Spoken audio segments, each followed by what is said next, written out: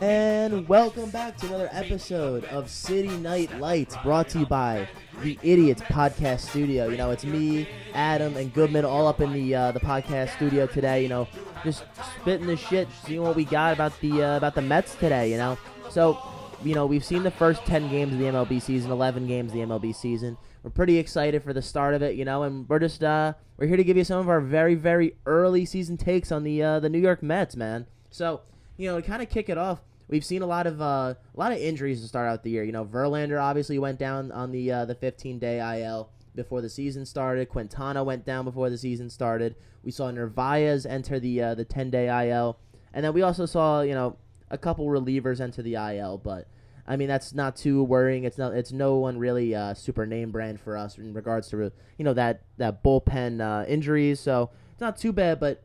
It'd be nice to, really have this team in full swing already. Too bad it ain't going yet. Yeah.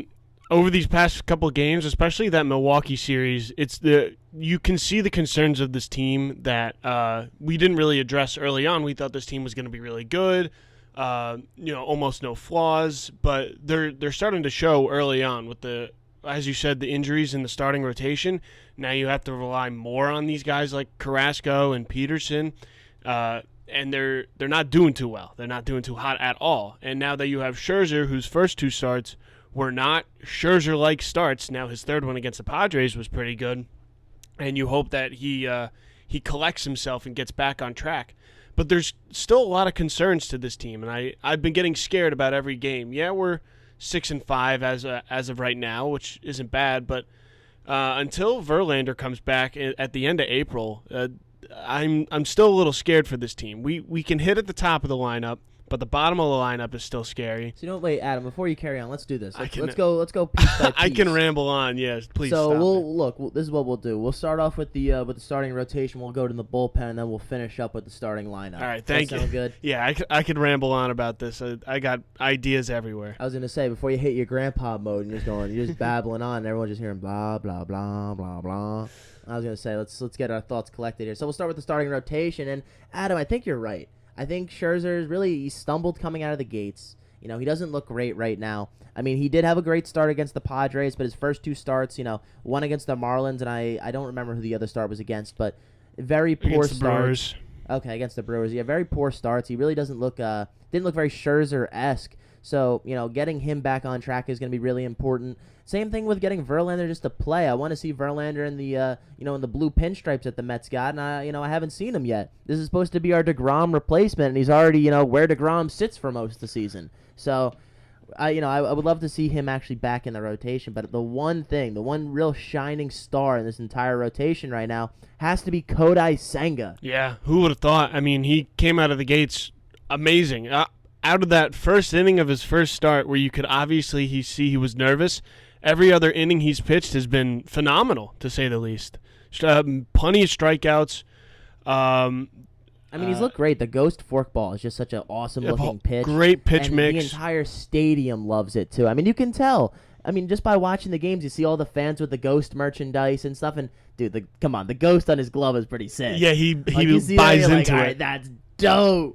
So I'm excited for him, man. I really think Senga's awesome. He got that great fastball speed. He hits about 99 the gun, and then he has that forkball that just drops out of nowhere. So I really like him. He was probably the best pickup we had all off season. Yeah, 11.1 Ks per 9 right now. That's a great pace to keep going with still a 1.59 ERA through his first two starts. That's great. And, he'll have a hiccup here and there. He's not going to be the most perfect pitcher, but I love him, and I have no reason for any other Met fan not to be worried about him. He looks comfortable. He looks professional. Anything about what you worried about him has gone away. He's a complete pitcher, and he's showing it. Yeah, he's really everything we wanted and more. But to keep moving on with this starting rotation right now, obviously we know another guy that's injured is Jose Quintana. At this point, I think the Mets, Mets as fans, we're really looking to see this guy kind of pop his head up and really start playing pretty soon, because with the way Carlos Carrasco has been playing this season has been atrocious. He's lost about 3 to 4 miles an hour of velocity on his fastball. He doesn't look like the same pitcher. And to be honest with you, I don't think he's a starting he's a starting pitcher anymore. Maybe he might be a good guy to put in the pen, especially with some of the struggles we've had there. But I don't think that Carlos Carrasco, this being the last year of his deal, is really a starter material guy. He's definitely not going to be our fourth starter come playoff time. I can guarantee you that. Without a doubt, he is right now the weakest part of this starting rotation link. And through just 8 innings, he's already given up 11 runs, which is more than Peterson, McGill, and Senga combined. That's crazy. That's disgusting. I am excited for Peterson and McGill. I mean, they're obviously the young guns in this rotation, mm-hmm. but I think Peterson is one of the guys who has a little bit more to add than McGill. Peterson's done it at the pro level a couple times. This is going to be his 4th year in the league. He's had I think it was COVID where he had a bad year, and then the other 2 years he played phenomenally. So I'm really excited to see how Peterson does this year. I think he's going to, evolve into a better pitcher this year, which I'm excited for. And then we have Tyler McGill, a guy with a little bit more, mysterious background, I'd say. We haven't really seen him have as much time. It's, in the majors, it's really time to, you're right, Adam, prove what he's got, So I'm excited to see what McGill's got, especially in a rotation that desperately needs his help right now. Yeah, McGill has been playing really well so far and had 2 games of really just a complete pitching games. 11 innings, 1 6-inning game, 1 5-inning game, 10 Ks through it, and 2 wins with only 4 walks. I'm really excited for him, and if he could keep going, this is what we wanted to see with him do when you first brought him up a couple of years. I think it was 2 years ago, and he surprised everybody when the Mets needed him most, and then last year didn't see him at all. Looked like he took a step back. Now he's here again, and he's taken a step forward, and now he's improving on himself. Again, like I said, he has something to prove, and I think he is proving something. I would like to see him stay up here more after Verlander and McGill and Quintana come back, but we'll see. I like these 2 young guys. I think they are something that we need in this team, and that's youth. I think we said prove so many times, it's starting to lose its meaning. I just heard prove. Like saying it in my head now sounds weird. But all right, so we'll move on to our to the bullpen of the Mets. Their bullpen obviously is without Edwin Diaz. Now, this is something that we did not expect going into the season. Happened in the WBC. It happens. What are you going to do? This, based on the way he injured it, it seemed inevitable because when something's going to be that easily broken, it's going to definitely get broken in in any type of high leverage situation where, he's going to be jumping around and all of a sudden just boom, it's gone during the middle of a game. So, to carry on with our bullpen, it's really just we don't have any lefties. Brooks Raley looks great. He was a phenomenal pickup from the Rays this offseason. He's been really, really good for us so far. I mean, Ottavino does his thing. He's been all right. And, outside of Raley, Ottavino, and Robertson, it's kind of been a weird pen situation. We have a bunch of guys who haven't really done much, and really, I don't know what to think about it. I think our pen is a lot weaker than we thought it was going to be, especially without Diaz, because a lot of these pieces we picked up are supposed to be more supplemental pieces for some of the earlier innings, and it's been very difficult for the Mets, especially when they can't get their starting pitchers to really go more than 5 innings a game. Yeah, I'm not too worried about it early on. I mean, the pitchers are always on a pitch clock. For how many they can throw in a game, and they'll always get taken out early, which puts more wear and tear on the bullpen, but then you get to see everybody. And you'll have games like when we played the Brewers, well, they get smacked around, but then you get a game like this first game against the Padres where they throw 4 scoreless innings and a masterclass of really a good bullpen run. And it was really impressive to see last night. And it'll fluctuate throughout the whole year, I think. We don't have anybody that is going to be a solid guy who can finish the game or be a perfect setup guy. Nobody's perfect in this bullpen, and you're going to see some mistakes and some incredible nights. I just have a hard time with the fact that I think this bullpen's going to get really used very early in the season. They're going to be very worn out by the end of the season by the way the Mets kind of play baseball with their starters.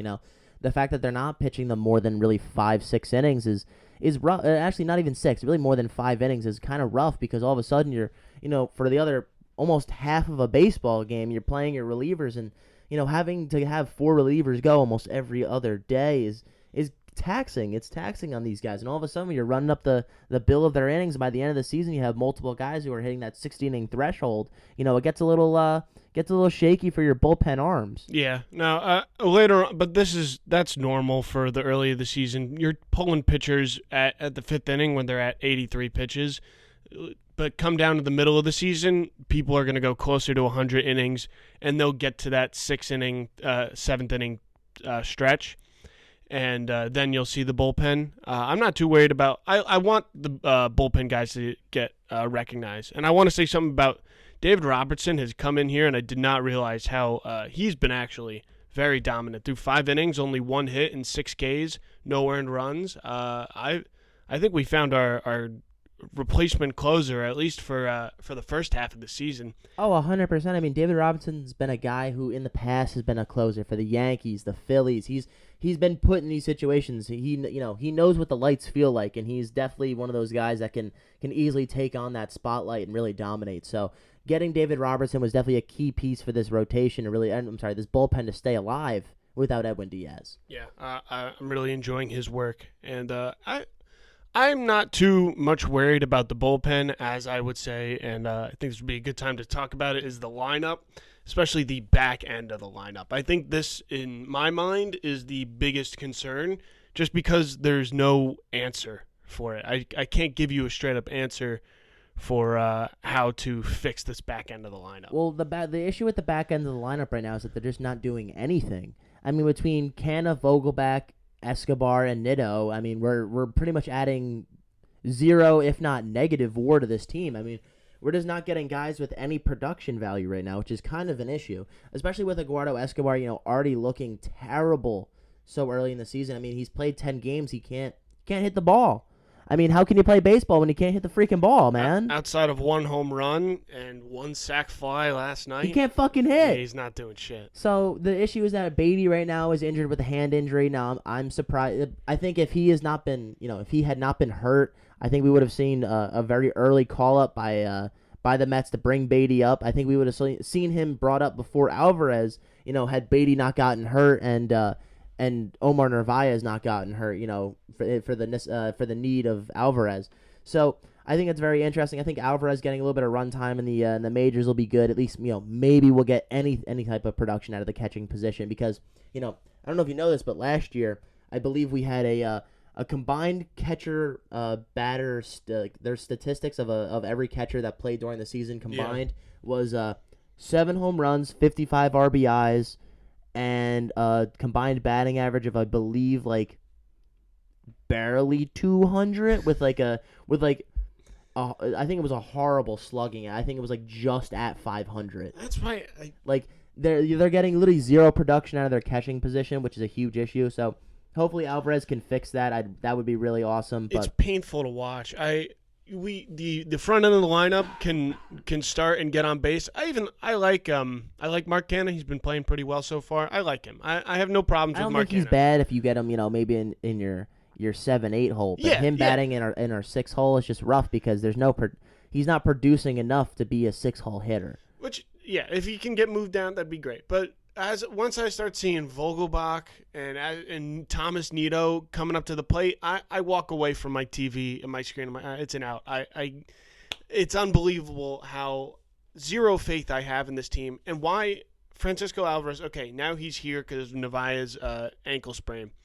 Why isn't he playing more? We got to have these young guys coming up and playing more. I don't understand why we're just gonna have him sit here and just be a backup player. He's young. He's going to be the future of this team if that's what the Mets think he is. So why not play him? Why not give him time? Into the DH position. Let him hit. Yes. Let him do anything, because regardless of what they're doing, if they're playing him, they have the potential to add a lot of value, and that's something I think is going to be huge. Now, I think later in the season we'll definitely see a Beatty call up because of how poor Escobar is going to end up playing this season. I mean, he's already showing us how bad he's looked. I mean, I don't see a way that he really drastically improves. So I think we definitely will see a Beatty call up, and I wouldn't be surprised if we see some similar trades to last season's middle of the season trades, where we just make very small little minor trades to just kind of fix the team. But I don't think we're gonna make any big splash trades to acquire any crazy type of players.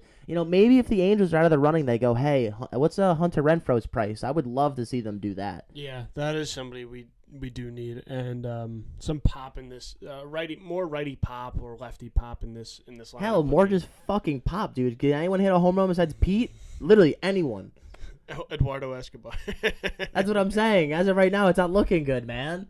Like, if Eduardo Escobar's our number 2 in home runs, it's going downhill fast. But I do like the Mets' front end of the lineup. I think their front end is very strong compared to other teams. I love to see McNeil batting at 5. I like to see him high up in the lineup. I'd like to see him batting at 3. Now with Marte out for a little bit, they put McNeil at 3 last night, and he drove in 2 runs. I think this should be what we see going forward, even when Marte comes back. Put Marte at 5? I kind of don't mind that. And protect Pete afterwards. I think that would be much more better and advantageous. I enjoy this lineup a lot better. Honestly, I wouldn't mind that. I mean, especially with Lindor hasn't looked great early in the beginning of the season. I'm not going to worry about it. I just don't like the way he's swinging, man. He's fucking hacking at everything. It's either he's trying to hit a home run or he's grounding out. Like, I don't really like that 2-outcome style baseball from a guy who's supposed to, be able to hit the ball around the yard a little bit, be able to get a couple stolen bases. Like, I just want to see him get on base and work a little bit.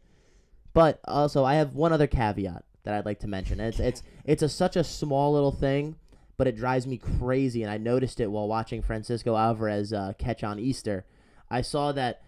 I hate the way he catches, man. I fucking hate it. That's why they because don't want to play him. He sticks his glove up for 3 seconds, right before the pitcher pitches, and he's like this is where I want it, and then he puts his glove down the second the pitcher starts his fucking motion, and he snaps it up to try to catch the ball. I'm like, dude, what is his framing job? What is this shit? Because it looked horrible. Like, what catcher frames the ball by just snapping his glove up from the dirt? He literally puts his glove on the dirt until the ball is, like, within range to catch and just snaps it. Like, that is not a way to frame the ball and get strikes. That is not efficient, man. I don't like it. That's why that's why the Mets don't want to play him as much, is what I've... He definitely needs some work at the, behind the dish. Yes, he has all the pop in the world that... we want to see, but it's behind the dish that worries the Mets, and obviously older pitchers don't want to be thrown to this young guy who doesn't know enough about catching. Yeah, I mean, it makes a lot of sense. So look, we got 2 more games against the Padres, and we're gonna go into a series against the Athletics. I think these next 2 games are definitely gonna be a little bit more difficult, but we should roll the Athletics before another difficult series. We're gonna actually be on a nice little road trip after these 2 games for the next 2 weeks. Yeah, we're gonna be taking on the Athletics, taking on the Dodgers, taking on the Giants, and then we're back home. I mean, it's gonna be an interesting road stretch. The Dodgers are gonna be difficult. The Giants may throw a little something our way. They have great pitching, so we'll really see what's gonna happen there. I'm excited for that series. So, with that being said, I think the Mets they're in an interesting place. A lot of baseball still to be played. So, we'll definitely be coming back at you with a little bit more information about the Mets, in due time. So, Adam, you got anything for the folks? No, I hope for this team to improve. Let's go Mets, baby. That's what I'm talking about. So, from us at the Idiots Podcast Studio, I'd like to thank you for listening. Thank you for coming out, and have a phenomenal day.